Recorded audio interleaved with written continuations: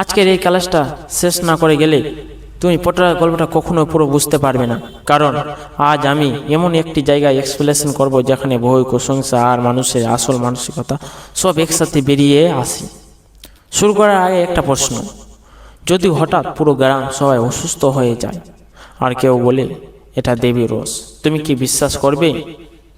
কমেন্টে yes no লিখে দাও, দেখি কে কি ভাবে। দেখো, এই অংশে আমরা দেখি পট্টরাজ অবস্থা খুব খারাপ। মোড়ল এসে জিজ্ঞাসা করছে, কদিন ধরে বিছানায়? এখানে কি বোঝানো হচ্ছে? এটা শুধু অসুখ না, পুরো গ্রামের একটি সংকট চলছে। মায়ের দোয়া এখানে আসল টুইস্ট। মানুষ রিয়েল কারণ না খুঁজে সবকিছুকে দেবীর উপরে চাপিয়ে দিচ্ছে, এটাকে বলে কুসংস্কার। তারপর আমরা দেখি লোকটা কেঁদে ফেলেছে। এটা দেখায় সে শুধু ভয় পাচ্ছে না, সে ভেঙে পড়েছে। আর একজন বলে মা নিজের ভক্তিকে এনেছেন। ভাবো, যাকে তারা ভগবান মনে করে সে নাকি শাস্তি দিচ্ছে। এখানে গল্পটা ডার্ক হয়ে যায়। সবচেয়ে ডেঞ্জারাস ভাবনা, কে কবে পড়বে কেউ জানে না। মানে এক্সামে যদি প্রশ্ন আসে এই অংশে কি দেখানো হয়েছে, তুমি লিখবে কুসংস্কার, ভয়, আতঙ্কা, সামাজিক মানসিকতা। আসলে পট্টরাজের সঙ্গে কি হয়েছে রিয়েল টুইস্ট। ক্লাস মিস করলে বাট রিগ্রেট করবে।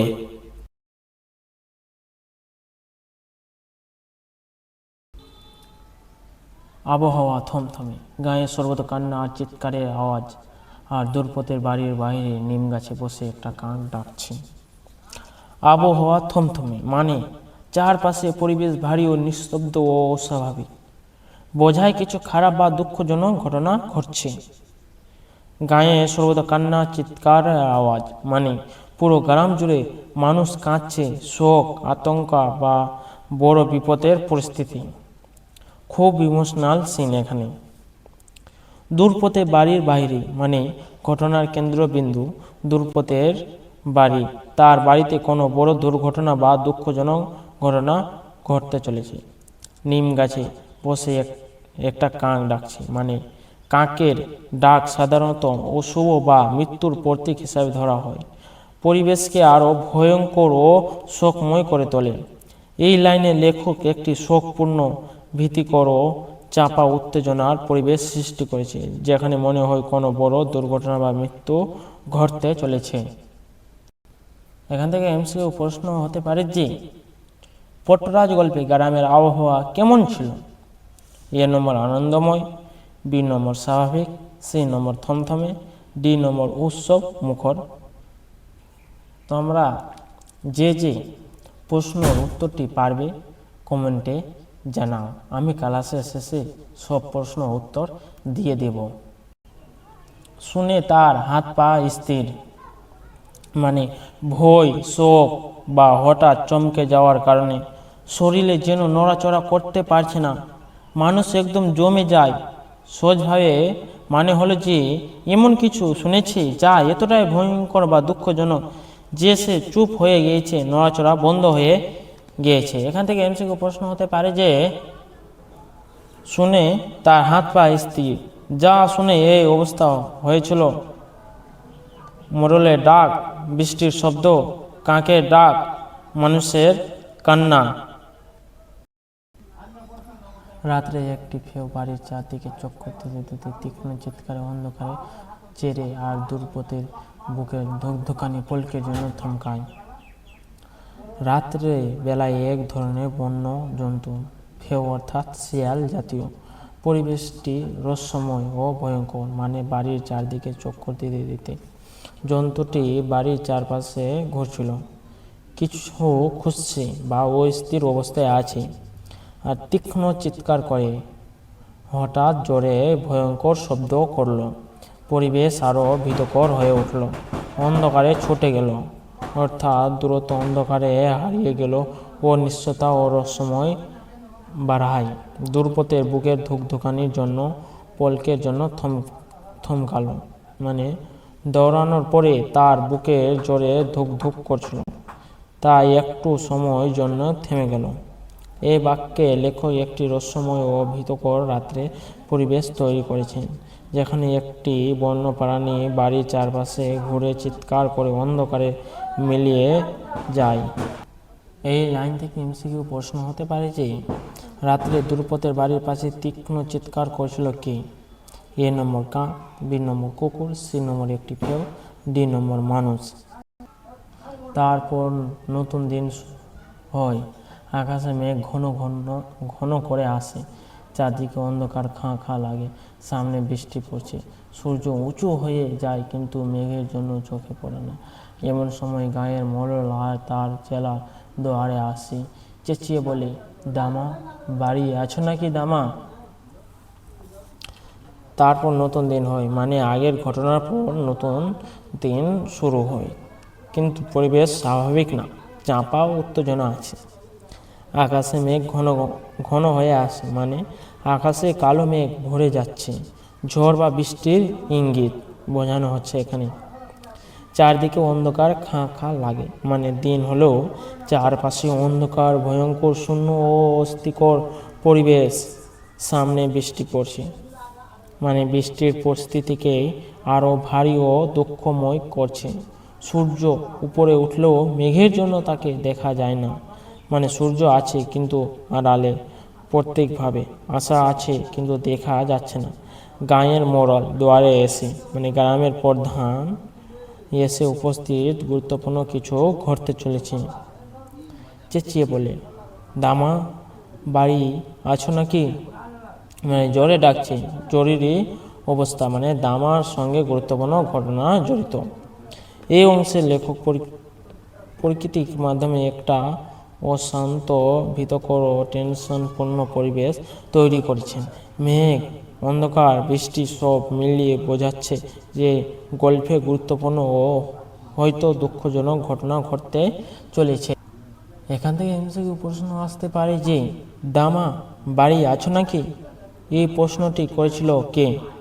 এ নম্বর মোড়ল, বি নম্বর মোড়ল ও তার চেলা, সি নম্বর দ্রুপদ, ডি নম্বর পট্টরাজ। পট্টরাজের বাড়ির ভিতর থেকে কোনো জবাব আসে না, এমনকি ফিসানিও না। তাতে মোড়ল গলা চড়ায়, ওহে দামা, পট্টরাজ বাড়ি আছে? শেষ পর্যন্ত কেউ একজন উকি মারে এবং লোকে চারজনকে দেখে বলে, গ্রাম মণ্ডলের লোকেরা এসেছে গো। পট্টরাজের বাড়ির ভিতর থেকে কোনো জবাব আসে না, মানে ঘরের ভিতরে থেকে কোনো সাড়া পাওয়া যাচ্ছে না, মানে অস্বাভাবিক নীরবতা সন্দেহ বা ভয় তৈরি করে। এমনকি ফিসফিসানিও না, মানে একদম নিস্তব্ধ, একটুও শব্দ নেই, মানে পরিবেশ আরও রহস্যময় ও ভীতিকর। মোড়ল গলা চড়িয়ে বলে, মানে গ্রামের প্রধান জোরে ডাকছে, তার মধ্যে উদ্বেগ বা অধৈর্যতা বোঝা যায়। ওহে দামা, পট্টরাজ বাড়ি আছে নাকি? মানে সে জানতে চাইছে পট্টরাজ ঘরে আছে কি না, মানে পরিস্থিতি গুরুত্বপূর্ণ হয়ে উঠেছে। শেষ পর্যন্ত কেউ একজন উকি মেরে, মানে অনেক ডাকাডাকির পর কেউ ভেতর থেকে বাইরে তাকায়, মানে নীরবতা ভাঙতে শুরু করে। চারজন লোকে দেখে বলে, বাইরে কয়েকজন লোক দাঁড়িয়ে আছে, ঘটনাটা ছোট নয়, লোকজন জড়ো হয়েছে, গ্রাম মণ্ডলের লোকেরা এসেছে গো। মানে গ্রামের প্রভাবশালী প্রধান লোকেরা এসেছে, মানে বোঝা যায় কোনো গুরুতর ঘটনা ঘটেছে বা বিচার আলোচনা হবে। এই অংশে লেখক একটি চাপা উত্তেজনা, ভয় ও রহস্যে ভরা পরিস্থিতি তৈরি করেছে। পট্টরাজের বাড়ির নিস্তব্ধতা এবং মণ্ডলের আগমন সব মিলিয়ে বোঝায় যে গল্প গুরুত্বপূর্ণ ও সম্ভবত দুঃখজনক ঘটনা ঘটতে চলেছে। বঞ্চলাবাই বলে, সে তো সত্যি, পট্টরাজ কেমন আছে? দেখতে লোকে তো আসবেই। 3 দিন হয়ে গেল পট্টরাজ রোদে বেড়ায়নি। তাছাড়া পাড়ায় সব বাড়িতে একজন করে বিছানায়। কে যে কাকে বলবে, কে কি বলবে কেউ জানে না। আজ তার কপালে কি ঘটবে তা ঠিক, তাও সবাই অন্যকে জিজ্ঞাসা করে। বঞ্চলাবাই শোনা কথায় সন্দেহ করছে, যেটা গুজব নাকি সত্য তা জানতে চাইছে। পট্টরাজ কেমন আছে, মানে পট্টরাজের অবস্থার খোঁজ নিচ্ছে, তার প্রতি দুশ্চিন্তা ও উদ্বেগ বোঝা যায়। 3 দিন হয়ে গেল পটরাজ রোদে বেরায়নি, মানে অনেক দিন ধরে সে বাইরে আসছে না। এটা অস্বাভাবিক অসুস্থতা বা বিপদের ইঙ্গিত। প্রায় সবাই বাড়িতে একজন করে বিছানায় পড়ে আছে, মানে পাড়ায় অসুখ ছড়িয়েছে, অনেক অসুস্থ, ভয়াবহ পরিস্থিতি। কে যে কাকে কি বলছে কেউ জানে না, মানে চারিদিকে গুজব ও বিভ্রান্তি, সঠিক তথ্যর অভাব। আজ তার কপালে কি ঘটবে তাও ঠিক নয়, মানে ভবিষ্যতে অনিশ্চিত, যে কোনো খারাপ কিছু ঘটতে পারে, এই ভয় কাজ করছে। তবুও সবাই একে অন্যকে জিজ্ঞাসা করছে, মানুষ উদ্বিগ্ন হয়ে খবর নিচ্ছে, অনিশ্চয়তার মধ্যে সব উত্তর খুঁজছে। এই অংশে লেখক একটি ভয়, অসুস্থতা, গুজব ও অনিশ্চয়তার ভরা পরিবেশ তুলে ধরেছেন। পট্টরাজের অবস্থা ও পাড়ার পরিস্থিতি দেখে বোঝা যায় কোনো বড় বিপদ, মানে সম্ভবত মহামারী, গুরুত্ব অসুখ ছড়িয়ে পড়েছে।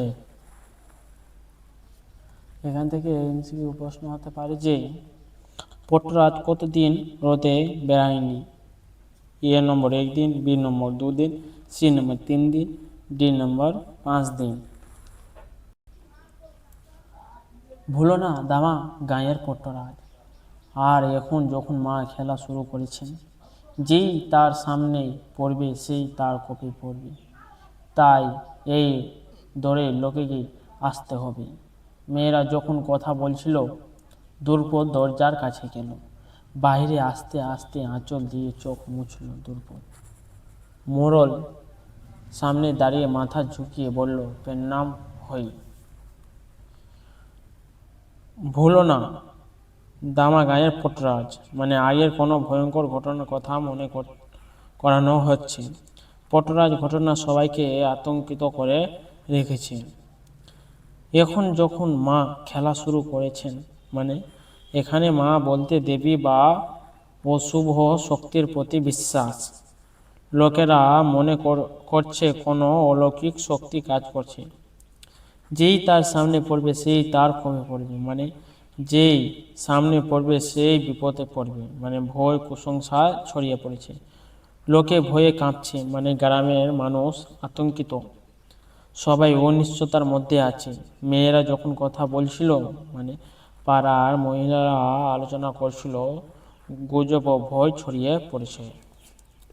দুর্পদ দরজার কাছে বাইরে গেল, মানে দুর্পদ বাইরে এসে পরিস্থিতি দেখতে চায়, তার মধ্যে উদ্বেগ কাজ করছে। আঁচল দিয়ে চোখ মুছল, মানে সে কাঁদছিল, তার দুঃখ অসহায়তা বোঝা যায়। এই অংশে গ্রামের ভয় ও কুসংস্কার, গুজব ও দুঃখময় পরিবেশ স্পষ্টভাবে ফুটে উঠেছে। পট্টরাজের ঘটনাকে কেন্দ্র করে মানুষ আতঙ্কিত আর দুর্পথের কান্না দেখায়, ব্যক্তিগত দুঃখ ও অসহায়তা। তার অবস্থা দেখে মোড়ল শুধালে, দামা কোথায় এই কদিন? ঘরে বিছানায়। বিছানায় কেন? মায়ের দোয়া, বলতে গিয়ে সে কেঁদে ফেললে, মুখ ঢাকে এসে। বলে কি মা নিজের ভক্তিকে হেনেছেন? মোড়ল অবাক হয়। আর একজন বলে, নয় কেন, মানুষ তো সে। তা ঠিক, কিন্তু তার সকল জাহাঁ মায়ের ছায়ার বসবাস। কিন্তু দেবীর চক্কর যখন শুরুই হয়েছে, কে যে কবে পড়বে আর কে পড়বে না তা ঠিক নেই। তার অবস্থা দেখে মোড়ল বলে, মানে পট্টরাজ দামার শরীরকে অবস্থা খুব খারাপ। মোড়ল উদ্বিগ্ন হয়ে প্রশ্ন করছে, কদিন ধরে ঘরের বিছানায়? মানে পরিস্থিতি গুরুত্ব বোঝায়। বিছানায় কেন? মায়ের দোয়া, মানে অসুখে দেবীর ইচ্ছা বা প্রভাব হিসাবে ধরা হয়েছে। কুসংস্কার, ধর্মীয় বিশ্বাস ফুটে উঠেছে। বলতে গিয়ে সে কেঁদে ফেলল, মানে আবেগে ভেঙে পড়েছে। দুঃখ অসহায়তার প্রকাশ পাচ্ছে। মুখ ঢেকে মা নিজের ভক্তিকে হেনেছে, মানে কেউ লজ্জা ভয়ে মুখ ঢেকে বলছে বিশ্বাস, দেবী নিজের ভক্তকেও শাস্তি দিচ্ছেন। ভয় আর বেড়ে যাচ্ছে। মোড়ল অবাক হয়ে গেল, মানে এই কথা শুনে সে চমকে গেছে। ঘটনাটা অস্বাভাবিক মনে হচ্ছে। মানুষ তো সে, কিন্তু তার গায়ে মায়ের ছায়া। পট্টরাজ মানুষ হলেও তাকে দেবীর সঙ্গে যুক্ত ভাবা হচ্ছে, তাকে অলৌকিকভাবে দেখা হচ্ছে। দেবীর চক্কর যখন শুরু হয়েছে, লোকেরা ভাবছে দেবীর রস চলছে, গ্রামে আতঙ্ক ছড়িয়ে পড়ছে। কে যে কবে পড়বে তা ঠিক নেই, কারণ উপর বিপদ আসবে কেউ জানে না, সবাই ভয়ে অনিশ্চয়তা আছে। এই অংশে গ্রামের অসুখ, ভয়, কুসংস্কার ও অন্ধবিশ্বাসের পরিবেশ ফুটে উঠেছে। মানুষ বাস্তব কারণ না বুঝে সবকিছু দেবীর রস হিসাবে দেখছে, ফলে আতঙ্ক ও দুশ্চিন্তা আরো বাড়ছে। এইখান থেকে এমসিকিউ প্রশ্ন আসতে পারে যে তা ঠিক, কিন্তু তার সকল ছায়ের বশ। এখান থেকে এমসিকিউ প্রশ্ন হতে পারে যে তা ঠিক, কিন্তু তার সকল ছাঁজে মায়ের ছায়ার বসবাস। এ বাক্যে মায়ের ছায়া কি বোঝায়? প্রতীকের ছায়া, দেবীর প্রভাব, বন্ধুর সাহায্য, আলো আধারের খেলা। তা ঠিক, মোড়ল বলে। তারপর দ্রৌপদীর দিকে ঘুরে তাকায়। দ্রৌপদ, আমাদের আরেকবার যাত্রা করতে হবে। হ্যাঁ, করতে হবে, মাকে খুশি করতে হবে, কান্নার ফাঁকে ফাঁকে বলে দ্রৌপদ। কিন্তু আমাদের সবাইকে না হলে যাত্রা করা যাবে কি করে? ঠিক, কিন্তু মর্যাদাটা আমার পরে আছে যে। দ্রৌপদ, মাকে গায়ের সীমানায় নিয়ে যেতে হবে। ঠিক, না হলে মার চক্কর গায়ের উপর থেকে কাটবে না। আর একজন যোগ করে, তাই দেবীকে মিছিল করে গায়ের সীমানার বাইরে রেখে আসতে হবে তো। তা ঠিক, মোড়ল বলে। গ্রামের প্রধান মোড়ল বলছে ঠিক কথা। তারপর দ্রৌপদের দিকে ঘুরে তাকায়। সেই দ্রৌপদের দিকে তাকায় মোড়ল। দ্রৌপদ, আমাদের আরেকবার যাত্রা করতে হবে, বলা হচ্ছে আবার দেবীর জন্য যাত্রা অনুষ্ঠান করতে হবে। হ্যাঁ, করতে হবে, মাকে খুশি করতে হবে।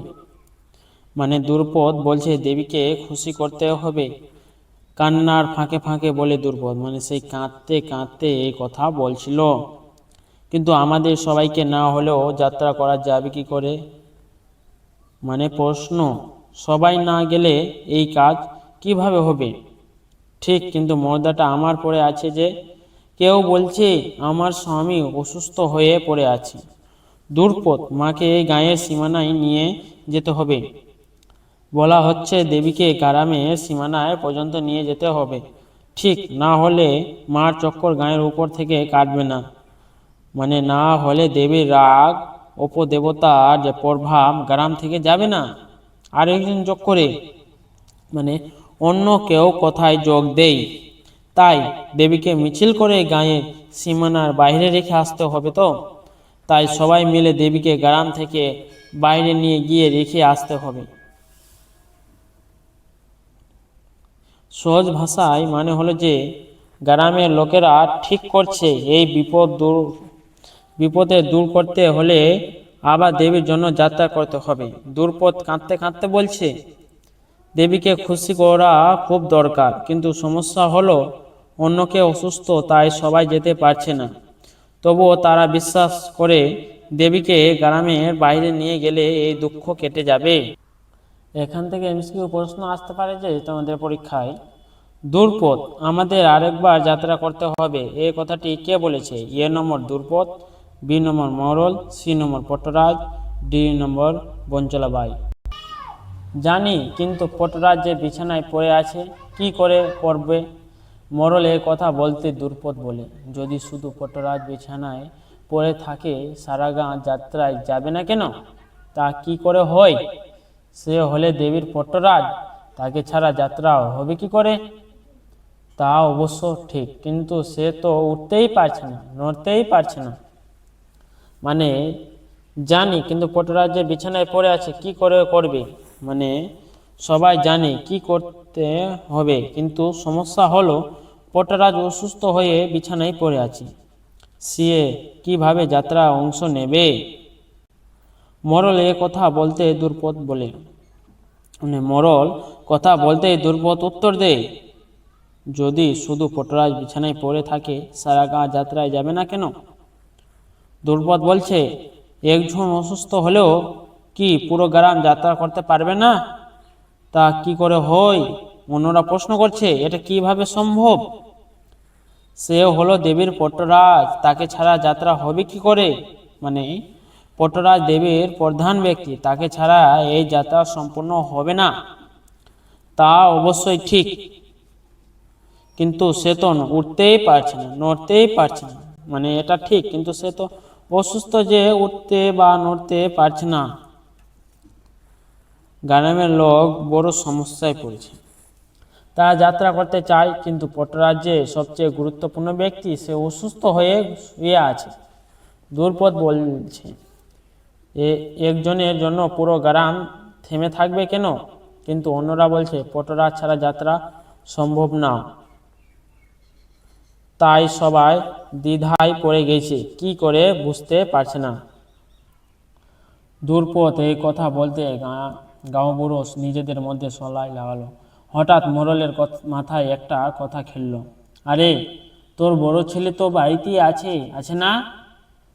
ওই হাই স্কুলে পড়ছে এখন, যে ছেলেটা। হ্যাঁ, আছে। ওই কথা বলছি। হ্যাঁ, বাড়িতেই বসে আছে। তা ওর বাবার জায়গায় ও যদি যাত্রাটা করে তো ক্ষতি কি? অতটুকু বাচ্চা পারবে কি? ওকে কি এখন পটরাজ বলা যায়?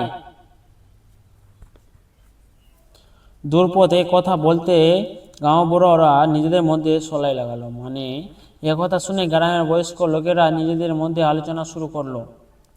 হঠাৎ মোড়লের মাথায় একটা কথা খেলল। মানে হঠাৎ মোড়লের মাথায় একটা নতুন আইডিয়া এলো। আরে, তোর বড় ছেলে বাড়িতেই আছে, আছে না? সে বলল, তোর বড় ছেলে তো বাড়িতেই আছে, তাই না? ওই হাই স্কুলে পড়ছে এখন, যে ছেলেটা। মানে যে হাই স্কুলে পড়ে সেই ছেলেটার কথাই বলা হচ্ছে। হ্যাঁ, আছে, ওর কথাই বলছি। হ্যাঁ, বাড়িতেই বসে আছে। মানে হ্যাঁ, সেই ছেলেটা বাড়িতেই আছে। তা ওর বাবা জায়গায় যদি যাত্রা করে তা ক্ষতি কি? মানে তার বাবার জায়গায় যদি সে যাত্রা করে তাতে সমস্যা কি? অতটুকু বাচ্চা পারবে কি? এত ছোট ছেলে কি এই কাজ করতে পারবে? ওকে কি এখন পটরাজ বলা যায়? মানে তাই কি এখন পটরাজ হিসাবে মানা যাবে? মানে গ্রামের লোকেরা আলোচনা করছে কিভাবে যাত্রা করা যাবে। হঠাৎ মোড়ল বললে, পট্টরাজ বড় ছেলে তো আছে, তাকে নেওয়া যায়, কিন্তু সবাই চিন্তা করে সে তো ছোট, সে কি পারবে? তাকে কি পট্টরাজ হিসাবে মানা ঠিক হবে? তাই সবাই দ্বিধায় পড়ে যায়। এখান থেকে এমসিকিউ প্রশ্ন হতে পারে যে, দামার বড় ছেলে কি করত? প্রাইমারি স্কুলে পড়তো, হাই স্কুলে পড়াশোনা করত, কলেজে পড়তো, কোনো কাজ করত? পটরাজ যদি নাও হয়, এখন ওকে পটরাজ বলে ধরতে হবে। ওর বাবা না থাকলে তো বাড়িতে একজন পটরাজ থাকতে হবে। তা তো হবেই, কিন্তু শুধু বাক্যতে কি পটরাজ হয়? তার জন্য দরকার যাত্রা করা। তাছাড়া দেবীর কাছে কিছু একটা মানত করা দরকার। করুক না, কি এসে যায়? তাছাড়া গায়ের জন্য একজন পটরাজ তো দরকার। মানে পটরাজ যদি নাও হয়, এখন ওকে পটরাজ বলে ধরতে হবে। মানে সে আসলে পটরাজ না হলেও এখন তাকে পটরাজ হিসাবে মানতে হবে। ওর বাবা না থাকলে তার বাড়ির তো একজন পটরাজ থাকতে হবে। মানে তার বাবা আসলে পটরাজ না থাকলে তার জায়গায় কাউকে তো রাখতে হবে। তা তো হবেই, কিন্তু শুধু বাক্যতেই কি পটরাজ হয়? শুধু কি কথা বা নাম দিলেই তো কেউ পটরাজ হয় না। তার জন্য দরকার যাত্রা করা। মানে পটরাজ হতে গেলে কিছু নিয়ম অনুষ্ঠান যাত্রা করা দরকার। তাছাড়া দেবীর কাছে কিছু একটা মানত করা দরকার। মানে দেবীর কাছে প্রতিজ্ঞা বা মানত করাও প্রয়োজন। করুক না, ও কি এসে যায়? মানে কেউ বলছে এসব না করলেও সমস্যা নেই। তাছাড়া গাঁয়ের জন্য একজন পটরাজ তো দরকার। মানে গ্রামের জন্য একজন পটরাজ থাকা খুব জরুরি। মানে গ্রামের লোকেরা ঠিক করেছে ছেলেটি আসলে পটরাজ না হলেও তাকে এখন পটরাজ হিসাবে ধরতে হবে, কারণ তার বাবা অসুস্থ। আর গ্রামের জন্য একজন পটরাজ দরকার। কেউ বলছে পটরাজ হতে গেলে নিয়ম মেনে যাত্রা মানত করা দরকার, কিন্তু অন্যরা বলছে এসব না হলেও চলবে, এখন শুধু একজন পটরাজের দরকার। তাই তারা তাড়াহুড়ো করে সিদ্ধান্ত নিচ্ছে। ধ্রুপদের বড় ছেলে আনন্দ সব কথা শুনতে পেল। সে যতই শোনে ততই ঘামে। বাকিটা জীবন দেবীকে পিঠে করে বয়ে বেড়াতে হবে, ভাবতে তার রাগ হতে থাকলো। নিঃশ্বাস ঘন হয়ে এলো, বুকের ওঠানামা দ্রুত হলো। দ্রুপদের বড় ছেলে আনন্দ সব কথা শুনতে পেল, মানে দ্রুপদের যে বড় ছেলে আনন্দ ছিল, সব আলোচনাগুলো সে শুনে ফেলল। সে যতই শোনে ততই ঘামে। বাকিটা জীবন দেবীকে পিঠে করে বয়ে বেড়াতে হবে, মানে তাকে সারা জীবন দেবীর দায়িত্ব পট্টরাজ কাজ করতে হবে। ভাবতে তার রাগ হতে থাকলো, মানে এ কথা ভাবতে তার রাগ আরো বাড়তে লাগলো। নিঃশ্বাস ঘন হয়ে এলো, মানে সে ভারী ও দ্রুত শ্বাস নিতে লাগলো। বুকের ওঠানামা দ্রুত হলো, মানে তার বুকে দ্রুত ওঠানামা করছে, মানে সে খুব উত্তেজিত। এর সহজ ভাষায় মানে হলো যে আনন্দ লুকিয়ে সব কথা শুনে ফেলল। সে বুঝতে পারে তাকে জোর করে পটরাজ বানানো হবে এবং সারা জীবন এই দায়িত্ব নিতে হবে। এটা ভাবতে সে খুব রেগে যায়। তার শরীরে সে রাগের প্রভাব পড়ে, সে দ্রুত শ্বাস নিতে থাকে, খুব উত্তেজিত হয়ে পড়ে। এখান থেকে এমসিকিউ প্রশ্ন হতে পারে যে দ্রুপদ দামার বড় ছেলের নাম কি? রমেশ, বি নম্বর আনন্দ, সি নম্বর সুরেশ, ডি নম্বর করণ। যদি এই এক্সপ্লেনটা হেল্পফুল লাগে তাহলে লাইক করো, চ্যানেলকে সাবস্ক্রাইব করো। সেই কোশ্চেনগুলো অ্যান্সারগুলো হলো